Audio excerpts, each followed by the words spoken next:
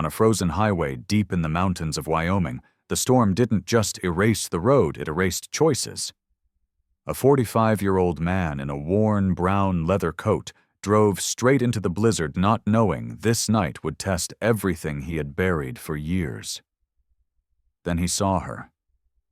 A woman collapsed in the snow. Beside her stood a German shepherd, unmoving, guarding her like a silent vow. No headlights, no signal, no witnesses. Only the wind, the cold, and a decision that could cost him his life. He could keep driving, or stop and face a past he never escaped. What happened next was not an accident. It was a reckoning. If you believe compassion can rewrite destiny. Like the video, subscribe for more stories, and comment where you're watching, see where this story will go. The Wyoming mountains disappeared into white silence as the blizzard swallowed the road and the night. Jack Holden had learned to recognize storms like this long before they arrived. At 45, his face was carved with sharp lines, a square jaw roughened by days of untrimmed stubble, and eyes the color of old steel that rarely softened. He wore a dark brown, weather-cracked leather coat that had once belonged to another life, layered over a red and navy flannel shirt faded from countless winters. His jeans were worn thin at the knees, boots heavy with salt and ice, and a gray wool scarf wrapped tight around his neck, frayed but stubbornly warm. Everything about him suggested a man who had stopped caring how he looked and focused only on surviving. Jack drove slowly along the frozen highway, hands steady on the wheel, despite the wind battering the truck like a living thing. He did not hum, did not speak, did not turn on the radio. Silence was his chosen companion. People he had learned asked questions. Silence never did. Years earlier, one decision in another winter had cost him everything he believed about himself. Since then, he lived on the margins, short term. Work empty roads, no attachments. Wyoming suited him. The land asked nothing and forgave no one. The storm thickened snow spiraling sideways in violent sheets. Jack considered turning back, but something, a pressure behind the ribs he refused to name, kept his foot light on the brake. Then he heard it. Not a voice, not a scream, just a sound that didn't belong to the wind. A low, strained whimper nearly lost beneath the howl of the storm. He slowed the truck headlights, cutting across the roadside ditch. At first he saw nothing. Then a shape resolved out of the snow. A woman lay half-buried near the shoulder, her dark hair plastered to her face, her body curled inward, as if trying to fold away from the cold. She looked to be in her mid-20s, slender and fragile, with pale skin already tinged blue at the lips. Her coat was thin, inadequate for this storm, and one bare hand lay exposed in the snow fingers, stiff and unmoving. Her name, though Jack did not know it yet, was Sarah Miller. Before he could step closer, something moved. A large German shepherd stood over her muscles, tense beneath a thick black and tan coat dusted white with snow. The dog was fully grown, powerful, likely 3 or 4 years old, with alert ears pinned forward and dark, intelligent eyes fixed on Jack. This was Rex. His stance was not wild, not rabid. It was controlled, deliberate, the posture of a protector who had already decided where the line was drawn. Jack stopped. He raised his hands slowly, palms open, breath clouding the air. He had seen this before in other forms, other places, loyalty forged under pressure. Rex let out a low growl, not loud, but clear enough to warn that one more step would mean a fight neither of them wanted. Easy Jack set his voice rough from disuse. He spoke to the dog, not the woman. "I'm not here to take anything." Rex did not move. Snow gathered along his back and whiskers, but he held his ground body angled to shield Sarah completely. Jack noticed the dog's paws were bleeding slightly raw from hours on ice. He also noticed that Rex never once looked away from Jack's eyes. This was not fear. This was duty. Jack felt something tighten in his chest. The storm pressed closer, louder, as if impatient. He glanced back at his truck. The engine coughed once, then died. The headlights flickered, sputtered, and went dark. In an instant, the world shrank to darkness, wind, and the sound of his own breathing. He turned back toward Sarah and Rex, heart pounding now. Without the truck, this was no longer a simple choice. He knelt carefully, keeping his distance, studying Sarah's face. Her breathing was shallow. Too shallow. She was alive, but barely. Her features were soft, almost delicate, framed by tangled dark brown hair, her brow faintly furrowed, as if, even unconscious, she was fighting something. Jack could tell from the bruises along her jaw and the tension locked into her body that the cold was not the first thing that had hurt her. Rex growled again when Jack shifted closer, but there was something else in the sound now. Fatigue. Fear. The kind that came when even loyalty began to run out of strength. Jack swallowed. He thought of another winter. Another body in the snow. Another moment when he had waited too long. The storm roared, uncaring. He reached into his coat slowly, deliberately, and pulled out his flashlight. He set it down on the snow between them and backed away half a step, giving Rex a choice. For a long moment, nothing happened. Then Rex's growl softened, not disappearing but lowering. His eyes flicked once to Sarah, then back to Jack. It was not permission. But it was not refusal either. The wind surged stronger now, driving snow into their faces. Jack realized with sudden clarity that no one was coming. No patrols, no other cars, no miracle from the road. Whatever happened next would happen because he decided it should. He reached toward Sarah again, slower this time, closer to the ground, speaking softly, almost to himself. Rex tensed muscles, quivering teeth just visible. Jack stopped inches away, frozen in place, as the storm screamed around them. And then the world went quiet, not peaceful, but suspended. 3 lives caught between motion and stillness, between leaving and staying. Snow buried the road. Darkness closed in. The night did not answer. Morning came, reluctantly filtered through a sky still bruised with storm clouds, the wind quieter now but heavy with cold. Jack Holden woke beside his truck, his body stiff, his breath shallow, as if the night had tried to claim him and failed by inches. Frost clung to his leather coat and gray scarf, and his knuckles ached where they had pressed into frozen ground. For a moment he did not remember where he was. Then he heard the sound, slow, uneven breathing that was not his own, and everything returned at once. Sarah Miller lay where she had been the night before, her body wrapped in a blanket Jack had torn from the back seat. She was still unconscious, her face pale and drawn dark brown hair tangled and damp against her cheeks. Up close, Jack could see she was younger than he had first thought, perhaps 23 or 24, slender, to the point of fragility, her collarbones sharp beneath her coat. Her skin had the sallow tone of someone who had endured more than cold alone.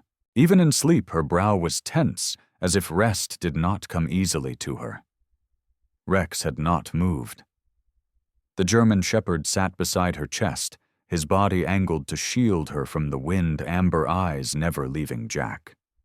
In the daylight, the dog looked even larger, strong shoulders, thick winter coat scars, faintly visible along one flank, the marks of a life that had not been gentle. His muzzle was dusted white with frost, and his paws were raw, but his posture remained disciplined, almost military. He was not merely guarding Sarah. He was enduring for her. Jack pushed himself up slowly, making no sudden moves. His joints protested, and so did his conscience. He could have left before dawn. He had thought about it more than once during the night, staring into the dark while the storm raged. Leaving was what he was good at. Staying was what had once broken him. "You're still watching me," Jack murmured, voice low, steady. He kept his eyes on Rex, not Sarah. He had learned long ago that trust, when it came at all, came through respect. Rex did not growl this time. His ears twitched and his gaze narrowed, assessing. Jack took that as progress. He crouched several feet away and set down a thermos, unscrewing the lid with deliberate slowness. The smell of warm coffee rose into the cold air, sharp and grounding.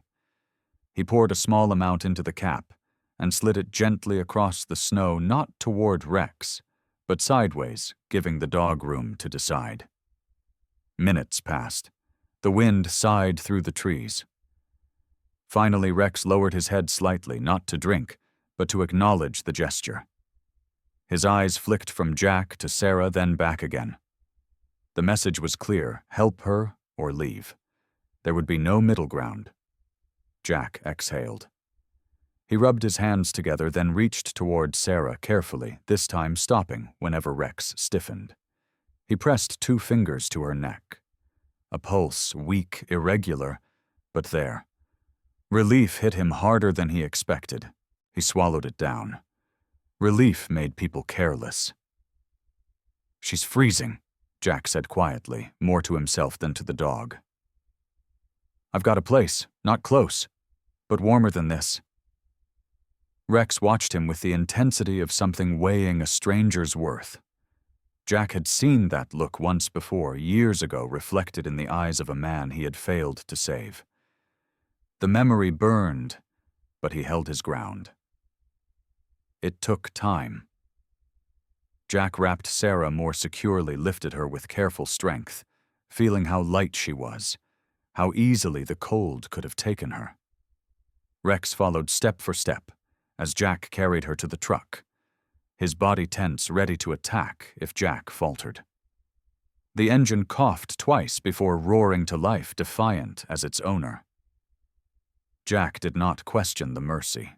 He rarely did anymore. The drive into the forest was slow, winding through snow-heavy pines. Jack's cabin sat miles from the nearest road, a place he had chosen precisely because no one ever came looking. It was small, built of dark timber, half hidden by trees and years of neglect. Smoke had not risen from its chimney in days. Inside, the air was bitterly cold. Jack moved with practiced efficiency, laying Sarah near the hearth, stoking the fire until flames finally caught and light spilled across the room. The glow revealed more than warmth. It revealed contrast. Jack's face, hard and weathered, lined by regret and restraint. Sarah's young but marked by fear that sleep could not erase. Rex lay beside her, finally resting his head near her hand, though his eyes never fully closed.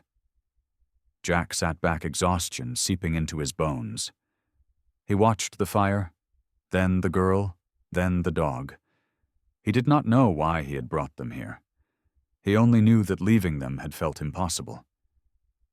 Sarah stirred slightly, a faint sound escaping her lips, but she did not wake. Rex shifted closer, brushing her fingers with his nose. The sight struck Jack unexpectedly. Loyalty like that didn't come from training alone. It came from shared survival. Jack stood and fetched water, moving quietly, mindful not to startle the dog. He caught his reflection in the darkened window, gray, scarf-battered coat, a man suspended between who he had been and who he refused to become again. Outside, the storm had truly passed. Inside, something else had begun. Jack did not yet know its name, only that it would not let him remain untouched. He looked down at Sarah and Rex, the firelight flickering across their faces, and understood one simple truth. Whatever trouble this brought, it was already too late to turn away. Snow rested quietly on the forest, now a deceptive calm settling over the Wyoming woods, as pale winter light filtered through the cabin windows. Sarah Miller woke slowly, as if surfacing from deep water. The first thing she felt was warmth, unexpected, almost frightening, and the steady crackle of fire nearby. Her body ached in places she didn't yet understand, a dull soreness layered beneath sharp flashes of pain. She was slender, her frame narrow and light, with long, dark brown hair that fell in loose waves around her face, tangled from wind and fear. Her skin was pale, still recovering its color, marked faintly by bruises along her wrist and jaw. She had learned to hide without thinking.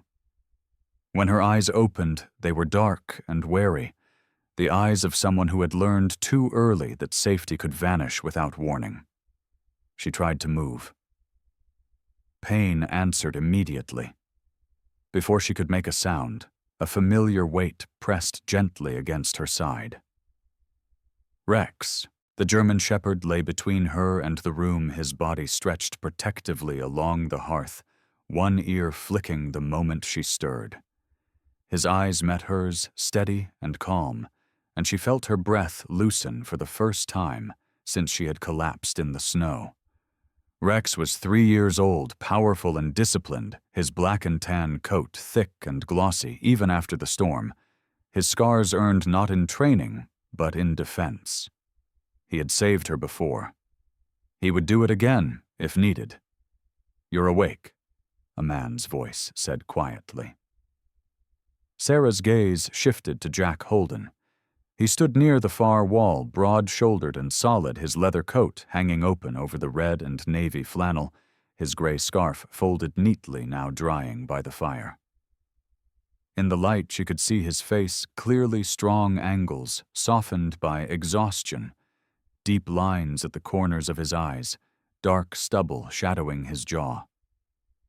He looked like a man carved by weather and time, someone who had learned to speak only when necessary. His eyes held caution but also restraint, as if he knew the damage careless words could do. "Easy, Jack," said, lifting his hand slightly, palms open. "You're safe, for now." Sarah swallowed. "Rex," her voice was hoarse, barely more than breath. "He hasn't left you," Jack replied. "Wouldn't let me close unless I moved slow." A faint, humorless smile touched her lips.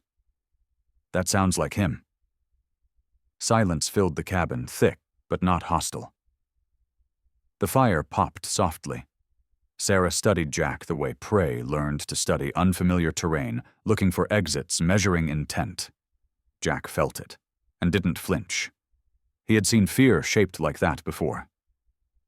"I'm Jack," he said after a moment. "I found you on the road."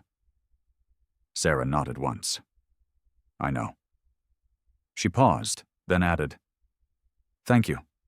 The words cost her something. Gratitude always did. It implied debt. Jack heard it anyway, and inclined his head slightly as if acknowledging a fact rather than a favor. Time passed slowly. Sarah sipped warm water. Jack brought her hands trembling until Rex pressed closer, grounding her. Gradually, pieces surfaced.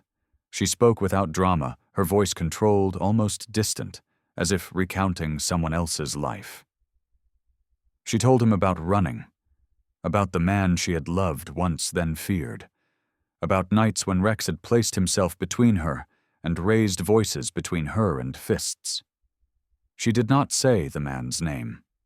Jack did not ask. "He followed me," she said quietly. "I thought the storm would cover my tracks." Jack listened, jaw-tightening hands curling slowly at his sides. He did not interrupt. When she finished, the fire seemed louder, the cabin smaller. Rex shifted, sensing the change. He rose and lay deliberately between them, his back to Sarah, his face toward Jack, not threatening, but aware. Jack exhaled slowly. "I was military," Jack said after a long pause. He hadn't planned to speak. The words arrived anyway, uninvited. Long time ago. Sarah watched him carefully. "There was a winter operation," Jack continued, eyes fixed on the flames. "Mountains not unlike these. Whiteout conditions. We lost radio contact. I made a call." His voice roughened. It was the wrong one. He didn't describe the bodies. He didn't need to. The weight of it sat heavy in the room. He had survived. Others had not. Since then, every storm sounded like judgment. Every choice felt permanent.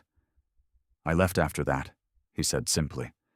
Figured the quiet was safer for everyone. Sarah nodded. She understood isolation shaped by guilt. It wore a familiar face. Rex moved again, pressing his flank against Jack's knee for just a moment before settling back between them. The gesture was small, unremarkable to anyone else. To Jack, it landed like a confession. The dog had sensed something in him, not threat, not weakness, but fracture.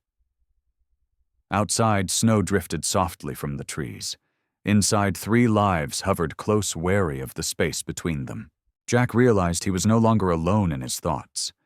The cabin, once a refuge from the world, had become something else, a crossroads. Sarah's eyelids grew heavy. Exhaustion reclaimed her. Before sleep took her, she whispered, "I don't know what happens next."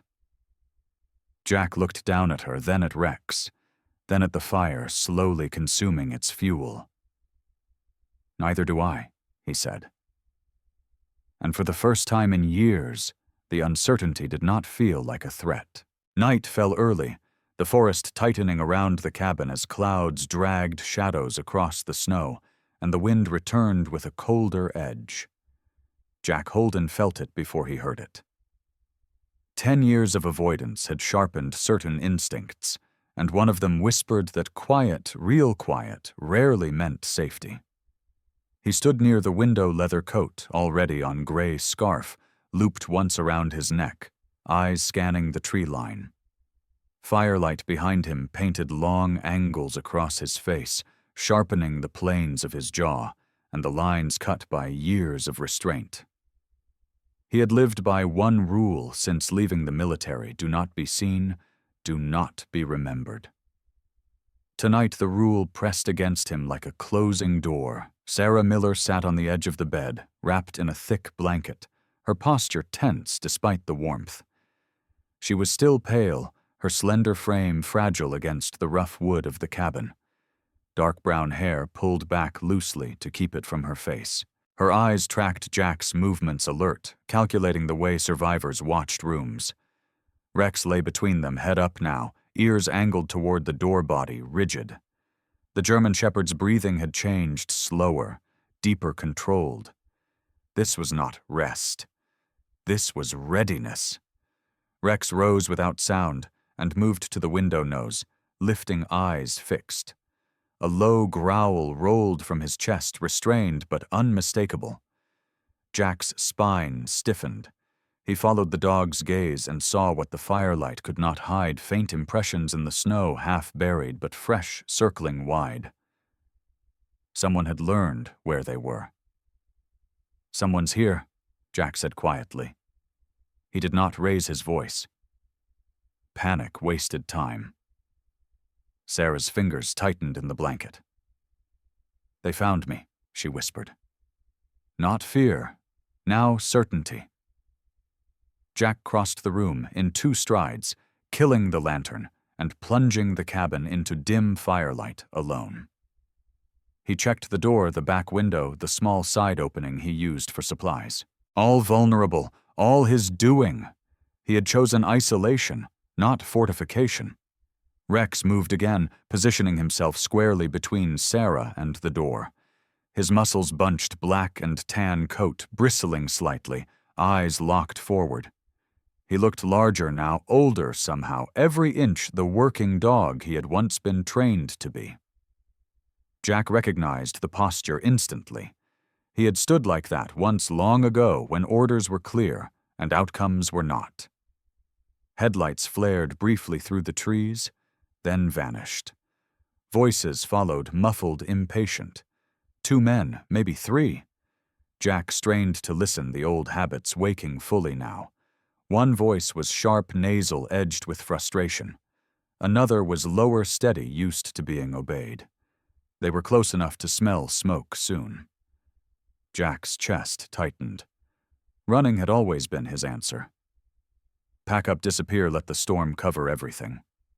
He glanced at Sarah, at the bruises she tried not to acknowledge, at the way Rex pressed closer to her legs. Running would save him. It would end her. He crouched in front of her. "You stay behind me," he said. "Whatever happens, you listen to the dog." Sarah searched his face. "You don't have to do this." Jack met her gaze. "I do." A knock hit the door. Hard, not asking. "Open up," a man called. "We know someone's in there." Jack did not move. Rex growled louder now, teeth flashing once in the firelight. The door rattled under a second ooter. Last chance. Jack stepped forward, boots firm on the floor, shoulders squared. He reached for the door latch and paused. For a heartbeat, the past surged, snow shouting the sound of something breaking that could not be fixed. He breathed once, steady, and opened the door. Two men stood on the porch, both wrapped against the cold. The first was tall and lean, late 30s, sharp cheekbones, patchy beard eyes darting too quickly to be calm. His name, Jack would soon learn, was Evan Cole, a man who mistook aggression for control.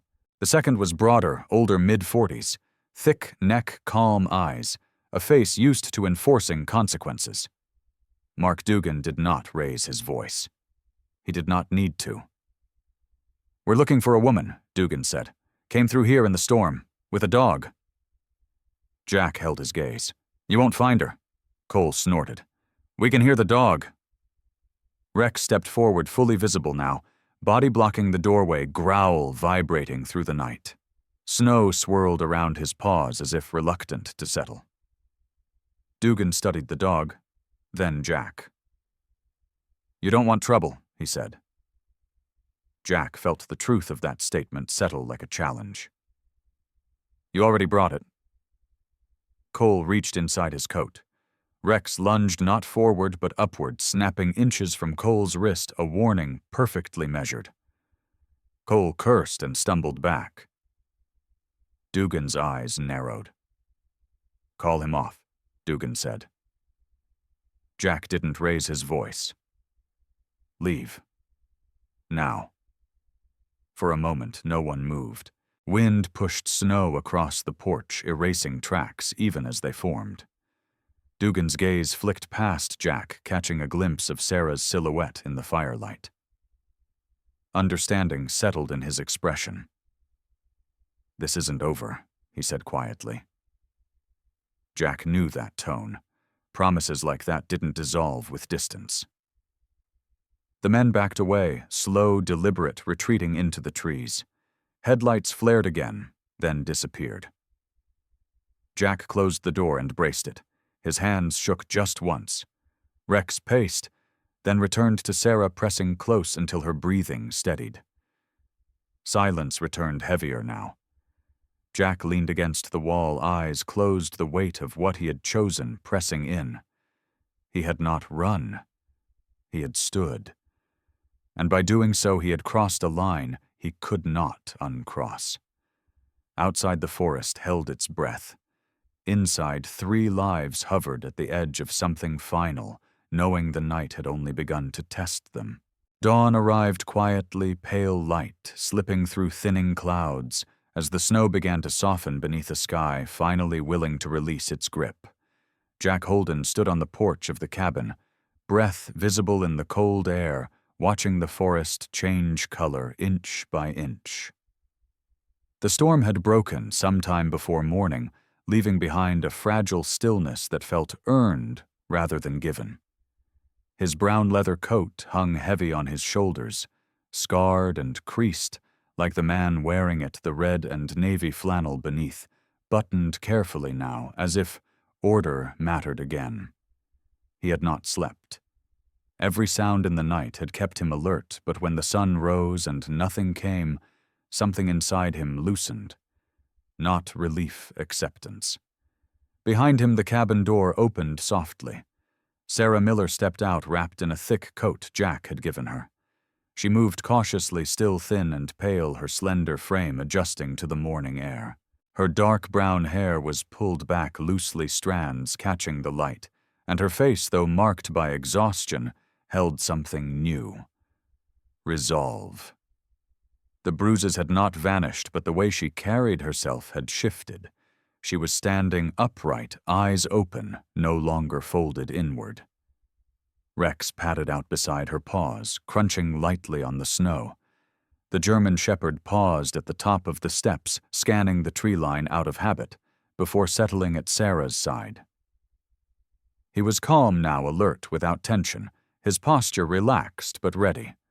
3 years old, strong, intelligent, and unyieldingly loyal Rex had not slept much either. He had listened all night for threats that did not return. "They didn't come back," Sarah said quietly. Jack nodded. "They won't today." She looked at him, studying the lines in his face, the steady set of his jaw. "You stayed." "I did." The words meant more than either of them said aloud. By mid-morning, the sound of engines reached the cabin. Jack tensed instinctively, but Rex did not growl. Instead, the dog watched, tail low but steady. 2 vehicles emerged from the trees and stopped a safe distance away. A man stepped out of the lead truck, tall, broad-shouldered, his movements unhurried. He wore a sheriff's jacket and carried himself with the practiced authority of someone accustomed to arriving after damage had already been done. His name was Sheriff Allen Brooks, mid-50s, weathered face gray at the temples, eyes sharp but not unkind. He had been working this land long enough to recognize when silence hid more than weather. Jack walked forward to meet him, stopping before the snow gave way to mud. Sarah stayed back, Rex positioned slightly in front of her, not threatening, just present. "We got reports of gunfire and a missing woman," Brooks said. His gaze flicked briefly to Sarah, then back to Jack. "Looks like we found both ends of that trail." Jack answered plainly. He did not embellish. He did not hide. The truth he had learned was heavy enough on its own.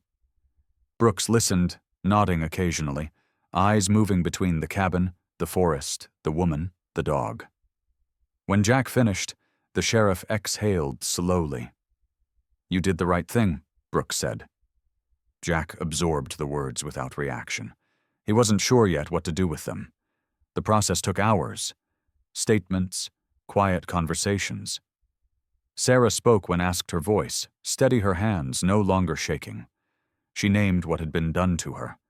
She named fear, without letting it own her.